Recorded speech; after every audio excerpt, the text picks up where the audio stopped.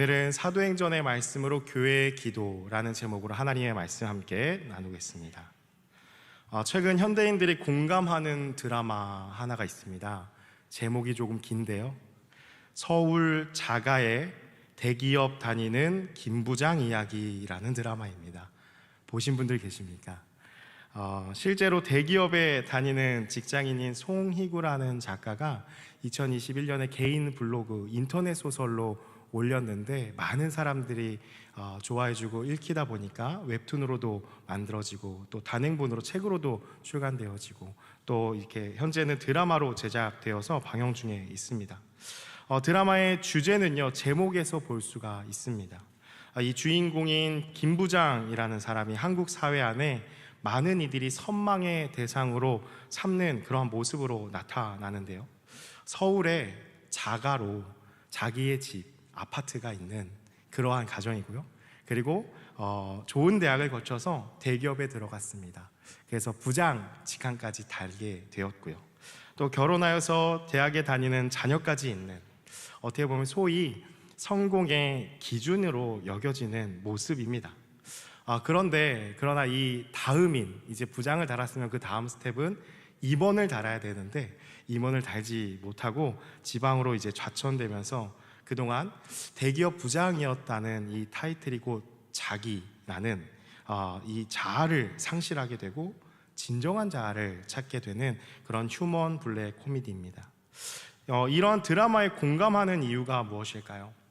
현대 사회 속에 살아가는 다수의 사람들이요, 이 김 부장과 같은 삶을 인생의 기준으로 여기면서 살기 때문입니다. 우리 지난주에 수능도 있었죠. 여러분, 우리 자녀들에게 기대하거나 혹은 은근히 그들에게 강요하고 있는 삶의 기준은 무엇입니까? 사실 믿음이 있다고 교회를 다닌다고 하는 우리도요, 이러한 성공이라는 것을 삶의 기준으로 삼고 있다라는 것을 우리가 부인할 수는 없을 것입니다.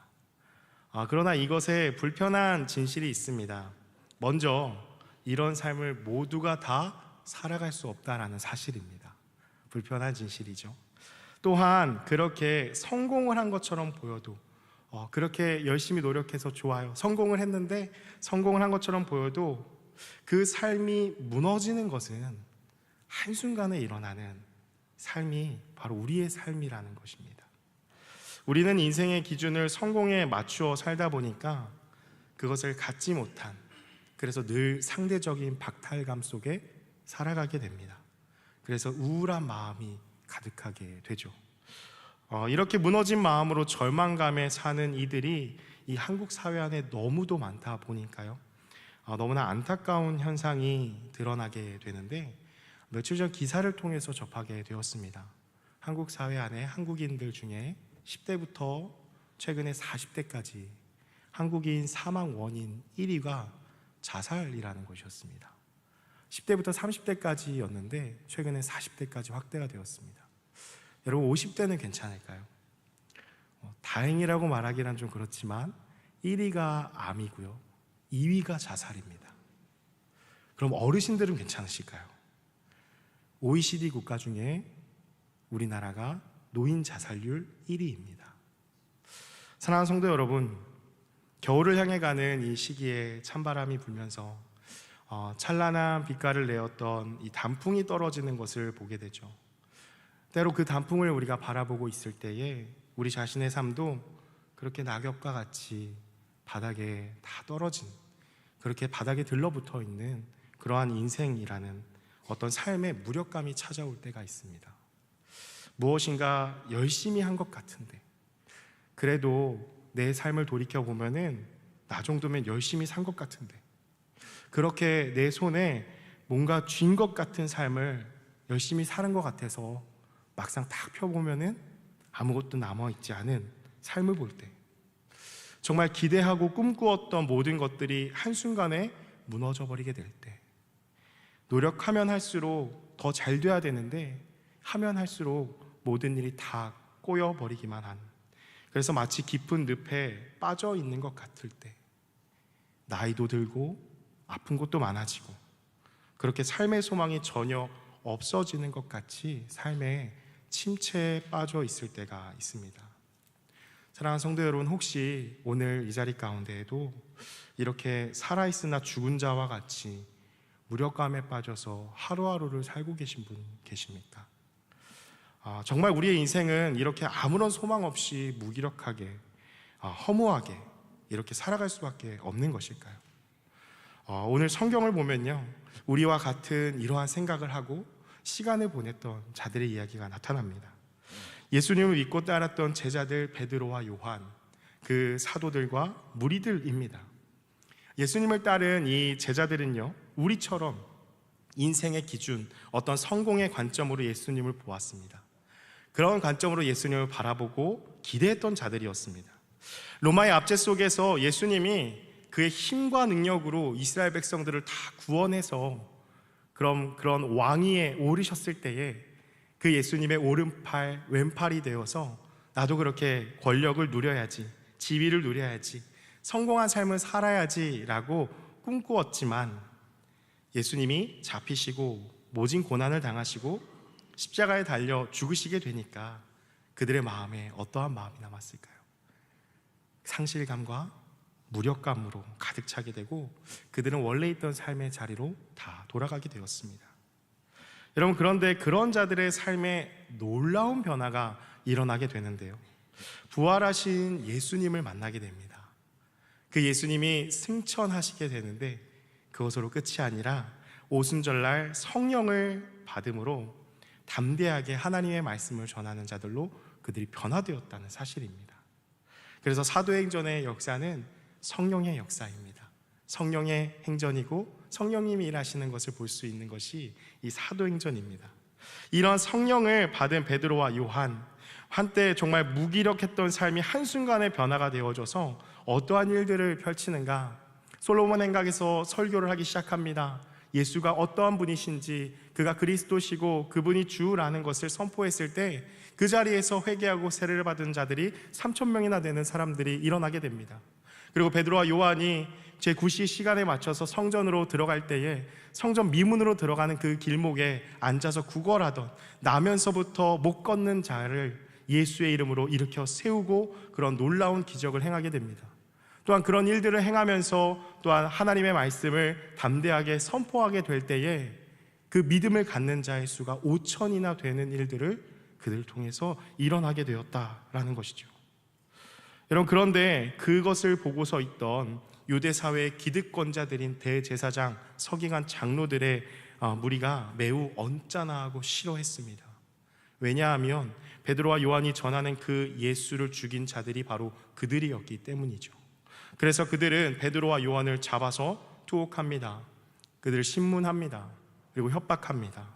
그런데 놀라운 것은 이 베드로와 요한이 결코 그것에 하나도 주눅들지 않고 두려워하지 않는다는 사실입니다.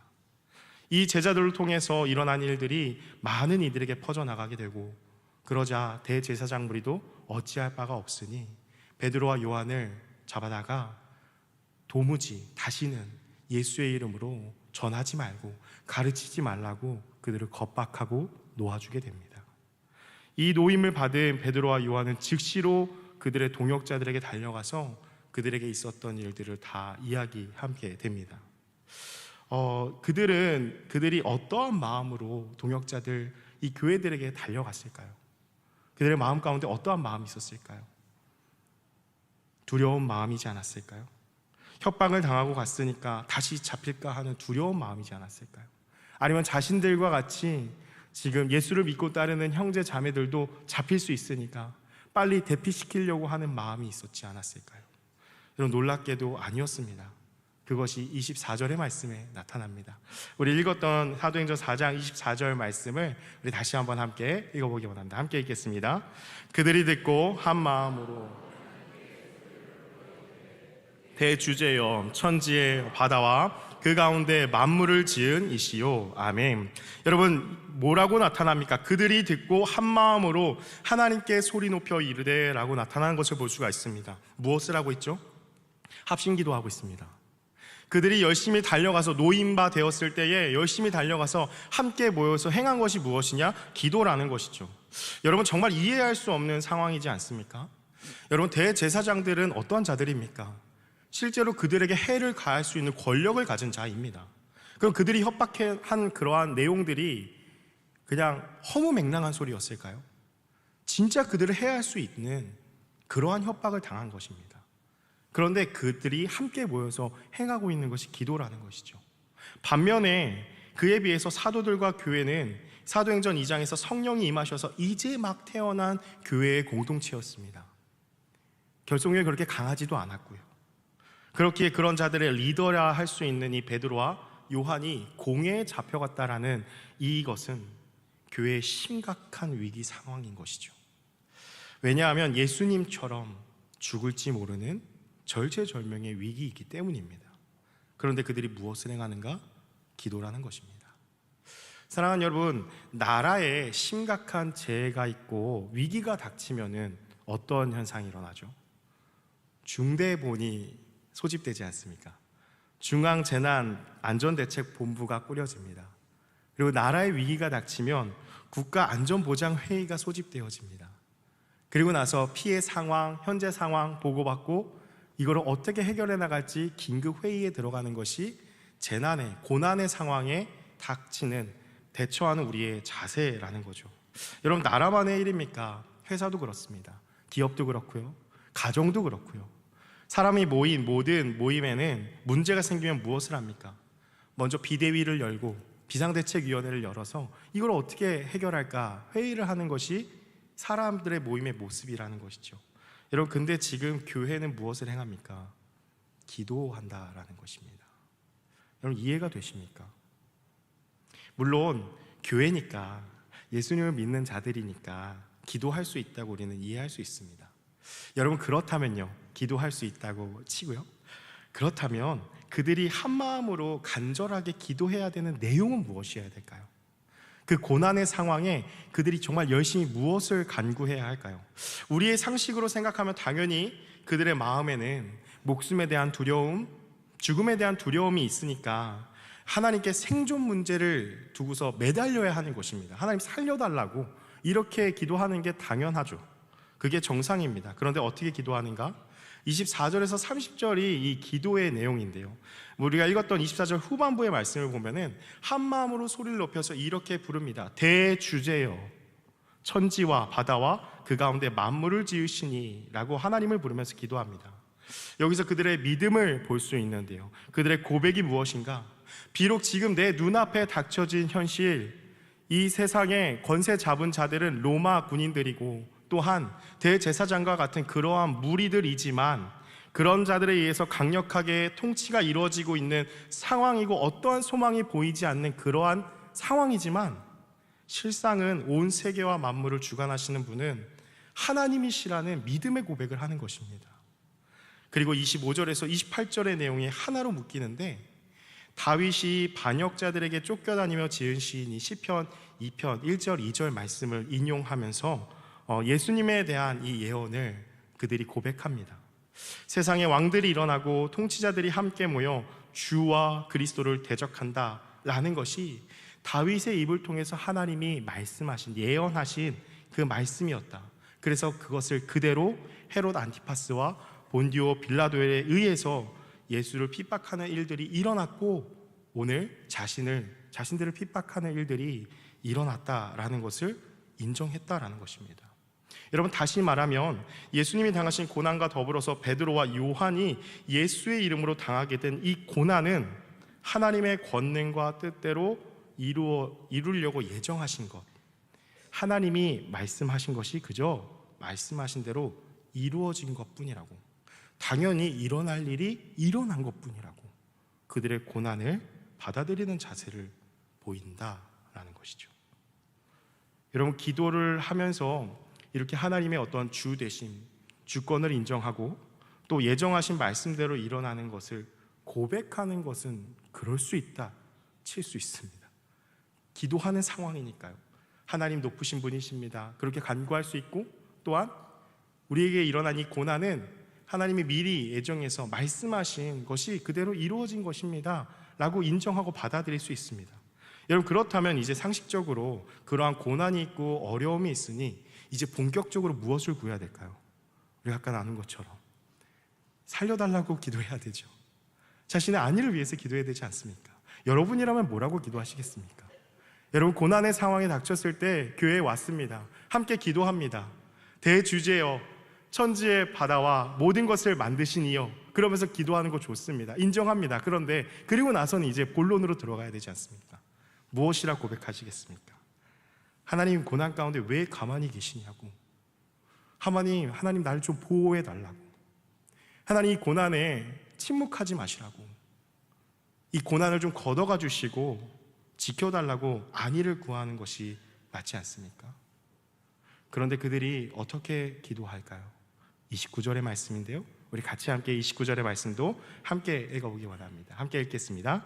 주여, 이제도 그들의 위협함을 굽어 보시옵고 또 종들로 하여금 담대히 하나님의 말씀을 주시오며. 아멘. 여러분, 뭐라고 기도합니까? 하나님, 그들의 위협함을 살펴주시는데 고난을 멈추게 해달라거나 건져달라는 기도가 아니었습니다. 오히려 종들이 그 고난에 조금도 굴하지 않고 담대하게 하나님의 말씀을 전하게 해달라고 간구하는 것입니다. 여러분, 이 베드로와 요한이 하나님의 말씀을 전하다가 지금 고난을 당한 상황입니다. 하나님의 말씀을 전하지 않으면은 고난도 없는 것입니다. 그렇다면 하나님의 말씀을 전해야겠다라는 마음이 있어도 사실 하나님, 고난은 좀 없으면 안 됩니까? 고난을 좀 걷어가 주시면 안 됩니까? 그렇게 하나님께 기도해야 되지 않습니까? 그런데 오늘의 기도는 어떻습니까? 오늘날로 말하면 고난당하는 자리에서 기도하는데 하나님, 위로해 주십시오, 그 고난에서 건져 주십시오, 이렇게 기도하는 것이 아니라 하나님, 고난이 찾아오는데 강하고 담대하게 해주십시오, 그 고난을 이겨내게 해주십시오, 그 고난 가운데 하나님의 말씀을 굴하지 않고 고난 중에도 전하게 해주십시오라고 기도하는 것입니다. 그리고 30절에는 예수님이 행하신 것처럼 주님을 따르는 이 종들을 통해서도 예수님의 그 이름이 높아질 수 있도록 병고침과 표적과 기사가 일어나게 해달라고 간구합니다. 여러분, 조금 이상하지 않습니까? 사람이 죽음의 위협을 당하면 당연히 자신의 안위를 위해서 기도해야 되는 것 아닙니까? 여러분, 더더군다나 베드로와 요한이라는 사람은요, 사실 두려운 마음으로 가득해야지 정상입니다. 왜 그렇을까요? 여러분, 베드로와 요한이 잡혔던 곳, 그 무리들은요, 대제사장 무리들은요, 산헤들린 공회라는 곳인데 불과 50여일 전에, 2달도 채 안 됐습니다. 50여일 전에 예수님이 그곳에서 잡히셨고 핍박당하셨고 채찍질 당하셨고 모진 고난 당하셨고 거기서 온갖 모욕과 고난 당하시고 십자가의 죽음을 맞이하신 곳, 그 무리들이었습니다. 여러분, 우리가 그 예수님이 잡히셨을 때에 베드로의 이야기를 알지 않습니까? 그때 베드로 어디 있었습니까? 그때 베드로 무엇을 하고 있었죠? 죽을까 봐 두려움에 벌벌 떨고 있었습니다. 예수님을 부인했습니다. 3번이나 부인하면서 심지어 3번째에는 뭐라고 기록이 되어 있냐? 3번째에 저주하고 맹세하여 이르되 라고 나올 정도로 두려움 가운데 사로잡혀서 떠는 자가 베드로였다라는 것이죠. 예수님이 잡혀가셨던 이 공회의 베드로의 기억은 어떻죠? 치욕스러운 기억이고요, 두려움이 가득 찬 기억이고, 오늘날로 얘기하면 정말 강력한 트라우마가 남아있는, 그래서 사실 그 대제사장들의 얼굴만 봐도 그 두려움이 확 올라올 수밖에 없는 그러한 상황이라는 것입니다. 그런데 그런 아픈 기억이 있는 그 자리에서 베드로는 어떻게 행하는가? 앞에 4장 13절, 19절, 20절 말씀을 보시면요, 결코 그 앞에서 베드로와 요한은 굽히지 아니하였고 담대하였다고 이야기하는 것을 볼 수 있습니다. 그리고 오히려 지금은 더 담대하게 복음을 전하게 해달라고 기도하는 것입니다. 여러분, 이들이 어떻게 이렇게 행할 수 있었을까요? 갑자기 하루아침에 이렇게 어떻게 행할 수 있었을까요? 이런 그 비밀에 대한 기도의 응답이 나타난 것이 바로 31절의 말씀입니다. 우리 읽었던 4장 31절의 말씀도 우리 다시 한번 함께 읽겠습니다. 시작. 빌기를 다하매 담대히 하나님의 말씀을 전하니라. 아멘. 그들이 기도를 마치니까 어떤 일이 일어났습니까? 모인 곳이 진동하더니 지진이 일어난 것입니다. 천지의 대주제이신 하나님의 임재하심이 강력하게 일어나는 모습입니다.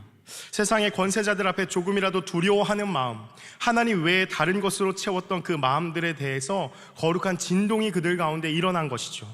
오직 홀로 하나이신 하나님 한 분만이 온 세상을 다스리시고 통치하시는 만왕의 왕 되심이 이 자리 가운데 하나님이 드러내시는 것입니다. 그 임재 가운데 그럼 그들은 어떻게 되었습니까? 성령으로 충만하여 담대히 하나님의 말씀을 전하니라. 할렐루야. 아멘. 사랑하는 여러분, 바로 여기에 우리의 인생에 비밀이 있습니다. 여러분, 사람은 어떠한 존재일까요? 하나님이 우리 사람을 지으실 때 우리가 말씀 창세기 읽으면서 조금 그냥 쉽게 넘어갈 수 있는 말씀 한 구절이 있는데요, 흙으로 사람을 만드시고서 그냥 다 됐다, 완성 이렇게 하신 것이 아니라 그 코에 하나님의 입김을 불어넣어 주셨습니다. 그 코에 생기를 불어넣어 주시니 사람이 생명이 되었습니다. 우리는 하나님의 입김이 불어넣어진 존재, 그래서 하나님의 형상대로 지음받은 영적인 존재입니다. 여러분, 또한 하나님이 사람을 남자와 여자로 지으셨는데 히브리어로 이시와 이샤라고 합니다. 그래서 원어의 말씀을 잘 보시면 이 사람의 존재에 대해서 조금 더 이해하게 되는데 자료를 좀 가져왔습니다. 여러분 보시는 왼쪽에 이시와 이샤가 어디에서 파생된 말이냐? 아나시라는 동사에서 파생된 그런 말입니다. 아나시라는 동사의 뜻은 어떠한 뜻이냐면 연약하다, 불완전하다라는 뜻입니다. 그러니까 이시와 이샤, 남자와 여자, 사람은 어떤 존재죠? 연약한 존재입니다. 불완전한 존재라는 것이죠.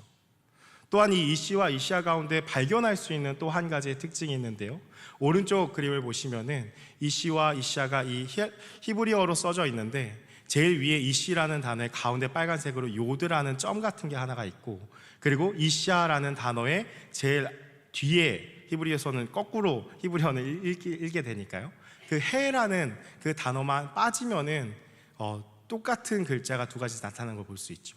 애쉬라는 단어인데 불이라는 뜻입니다. 그렇다면 이시와 이샤, 남자와 여자, 사람은 어떠한 존재인가? 이 두 가지를 종합해 보았을 때 연약한 불꽃 같은 존재라는 것이죠. 여러분, 이러한 사람에 대한 이해를 우리가 가지고서 이 사도행전의 말씀을 보면요, 하나님이 우리 가운데 왜 성령을 주셨는지, 우리에게 왜 성령이 필요한지가 너무도 잘 보이게 됩니다. 여러분, 사도행전 2장에 나타난 성령의 역사가 어떻게 임합니까? 우리 자막을 통해서 사도행전 2장 2절 말씀을 같이 함께 읽겠습니다. 시작.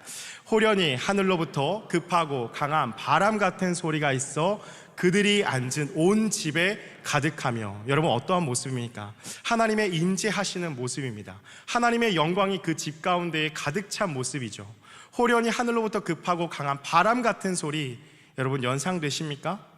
하나님이 우리를 지으시고서 그 코에 생기를 후 하고 불어넣으신 것처럼, 여러분, 하나님의 성령의 바람이 이곳 가운데 임하니까 여러분 어떠한 일이 일어납니까? 흙덩이에 불과한 사람에게 하나님의 숨결이 일어났을 때 살아났던 것과 같이 성령의 역사하심이 성령의 바람으로 불어오니까 그 자리 가운데 살아나는 역사가 일어났다라는 것이죠. 여러분, 또한 어떤 일이 일어납니까? 사도행전 2장 3절의 말씀인데요, 우리 자막을 통해서 다시 한번 읽어보겠습니다. 시작. 마치 불의 혀처럼 갈라지는 것들이 그들에게 보여 각 사람 위에 하나씩 임하여 있더니. 여러분, 성령이 그들 가운데 임했던 역사가 3절 말씀에 뭐라고 기록되어 있습니까? 불의 혀같이 갈라지는 성령의 불이 그들 가운데 임하였다라는 것입니다. 연약한 불꽃 같은 그 사람에게 성령의 불길이 임하니까 어떻죠? 여러분, 작은 불씨 가운데 큰 불을 불어넣으면 어떻게 되죠? 활활 타오르게 됩니다. 다시 말하면 성령의 불길이 임하니까 살아나게 되는 것입니다. 선동력 있게 되는 것입니다. 우리가 아까 암송하였던 말씀과 같이 하나님의 말씀은 살아있고 활력이 있어. 말씀이신 성령이 사람에게 임하시게 되니까 연약하고 미비하고 불완전했던 그 불꽃이 활활 타오르게 되면서 비로소 살아있는 자, 생동감이 넘치는 자가 되었다라는 것이죠. 사랑하는 성도 여러분, 성령을 받은 이 베드로와 요한, 초대교회 성도들의 모습이 어떻습니까? 예수님의 십자가의 죽음 앞에 그들도 우리와 똑같이 그 기대했던 바가 다 무너져서 무력감에, 허무함에, 우울감 가운데 살아가고 있던 자들이었습니다. 그런데 그들에게 바람과 같은 성령이, 불과 같은 성령이 임하니 어떻게 되었냐? 살아있고 생동력이 있고, 그들의 삶의 목적과 이유가 오로지 무엇으로 맞춰지는가? 예수 외에는 보이지 않는 예수가 전부가 되는 것입니다. 성령의 불이 임하니까 내가 이 땅에 존재하는 이유, 이 땅에 살아갈 목적, 진정한 이유와 소망을 회복하게 되므로 인생의 허무와 무기력에 굴복하지 않는 거룩한 인생들이 된 것입니다. 사랑하는 성도 여러분, 아직도 인생의 기준, 성공한 삶이 서울 자가의 대기업에 다니는 김 부장이라고 생각하십니까? 여러분, 결코 그것이 우리 인생의 목적과 소망이 되지 않는다는 사실을 꼭 깨달으시기 바랍니다. 그런 삶은 결국 겨울을 향해 가는 이 추워지는 날씨 가운데 떨어지는 낙엽과 같이 우리 인생도 한순간에 떨어지는 날이 찾아오고 내 앞에는 죽음밖에 남지 않았다는 무기력과 허무함에 빠지기 때문입니다. 여러분, 혹시 오늘 이 자리 가운데 나오신 분들 중에 자신의 인생이 그렇게 다 무너진 삶이라고 여기시는 분 계십니까? 혹시 깊은 인생의 좌절 속에서 하루하루를 살고 계신 분 계십니까? 혹시 자신 스스로가 이제는 아무짝에도 쓸데없다고 여러분 스스로를 그렇게 여기면서 절망하며 무력감에 하루하루를 버티는 분 계십니까? 여러분, 기억하십시오. 하나님이 우리를 지으셨습니다. 우리의 인생은 연약한 불꽃 같은 인생입니다. 그럼 그 인생 가운데 무엇이 필요할까요? 우리에게 필요한 것은 겉으로 보이는 젊음이나 건강이나 돈이나 권력이나 인맥이나 재능 등의 그 어떠한 것이 아닙니다. 우리 인생 가운데 정말 필요한 것은 성령의 불, 성령의 충만입니다. 여러분, 우리 인생에 성령의 불이 인생 가운데 임해야지 살아나게 되는 것입니다. 여러분, 인생이 생동감이 넘치게 되는 것입니다. 여러분, 그 어떤 것으로도요 인생의 허무에서 벗어날 수가 없습니다. 여러분, 한번 해보십시오. 내 허무함과 이 무기력을 어떻게 하면 내가 벗어날 수 있을까? 세상에 그 어떤 걸로도 사람은 벗어날 길이 없습니다. 벗어날 수 있는 방법은 성령의 충만, 성령의 불길이 임해야 일어난다는 것입니다. 여러분, 그렇다면 성령의 충만을 어떻게 받을 수 있을까요? 사도행전 2장 말씀을 보니까 사도들은 함께 모여서 기도하는 자리에서 성령을 받았습니다. 사랑하는 성도 여러분, 하나님이 우리 각 사람을 주님의 몸된 이 교회로 부르셨습니다. 교회는 어떠한 것이죠? 교회는 늘 기도하는 곳입니다. 요한계시록 말씀과 같이 그 기도의 그 연기가, 그 기도의 향이 가득해야 하는 곳이 교회입니다. 여러분, 여러분의 삶에서 기도가 멈추어지지 않게 하십시오. 여러분, 교회로 우리가 함께 모였다 하면은 많은 회의를 하지 마시고 기도하시기 바랍니다. 우리의 많은 문제들은 사실 회의를 안 해서가 아니라 기도하지 않아서 해결이 되지 않는 것입니다. 이것이 세상과의 분명한 차이라는 것을 꼭 기억하시기 바랍니다. 사랑하는 여러분, 함께 모여드리는 예배, 기도회를 소홀히 여기지 말고 여러분, 주중 예배도 새벽 기도도 사모함으로 나오십시오. 여러분, 성령의 충만을 강구하십시오. 여러분, 성령님을 사모하시기 바랍니다.